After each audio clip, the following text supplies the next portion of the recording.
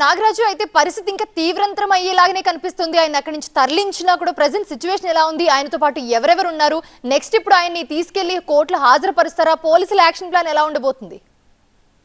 పోలీసులు అయితే ఇప్పటికిప్పుడైతే అరెస్ట్ చేసి కోర్టుకు అయితే పెట్టే అవకాశాలు అయితే కనిపించడం లేదు.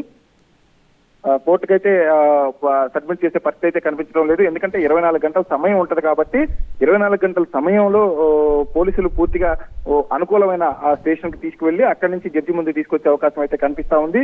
అయితే చాలా పెద్ద ఎత్తున జరుగుతున్న కార్యకర్తలు ఉన్నారు. కార్యకర్తలను కూడా ఇక్కడ పోలీసులు అయితే కంట్రోల్ చేయలేని పరిస్థితి ఉంది కాబట్టి అంబటి రాంబాబుని బయటికి తీసుకువెళ్లిన పరిస్థితిని అయితే చూస్తా ఉన్నాం. కొంత రాంబాబుతో పాటు ఇంకా ఎవరెవరు ఉన్నారా అనేది కూడా పోలీసులు వాళ్ళందరినీ కూడా ప్రొటెక్ట్ చేసే పరిస్థితులు అయితే కనిపిస్తున్నాయి. Right, thanks for the updates Nagaraju.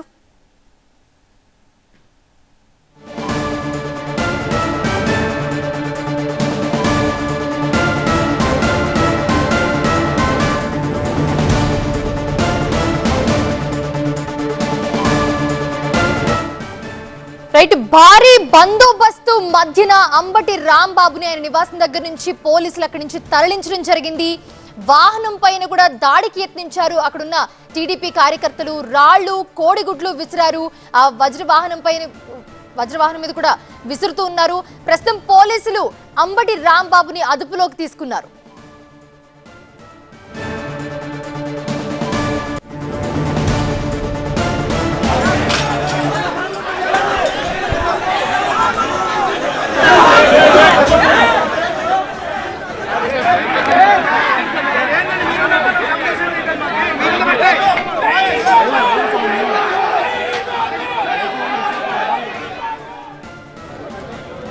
Ambati నివాసంపై దాడికి యత్నించారు టీడీపీ కార్యకర్తలు, నేతలు.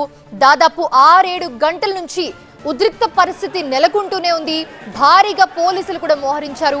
భారీ బందోబస్తు మధ్య పోలీసులు అంబటి రాంబాబుని అక్కడి నుంచి తరలించడం జరిగింది. అరెస్ట్ చేశారు, అదుపులోకి తీసుకున్నారు. కానీ ఎక్కడికి తీసుకెళ్లారు అనే దాని మీద ఇంకా పోలీసులు క్లారిటీ ఇవ్వలేదు. ప్రస్తుతం ఇంకా ఉద్రిక్త పరిస్థితులు నెలకొంటూనే ఉన్నాయి.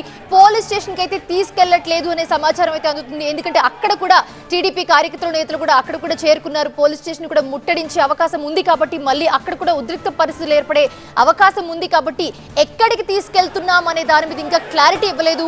బట్ నివాసం దగ్గర అయితే ఇంకా ఉద్రిక్త పరిస్థితులు అయితే కొనసాగుతూ ఉన్నాయి.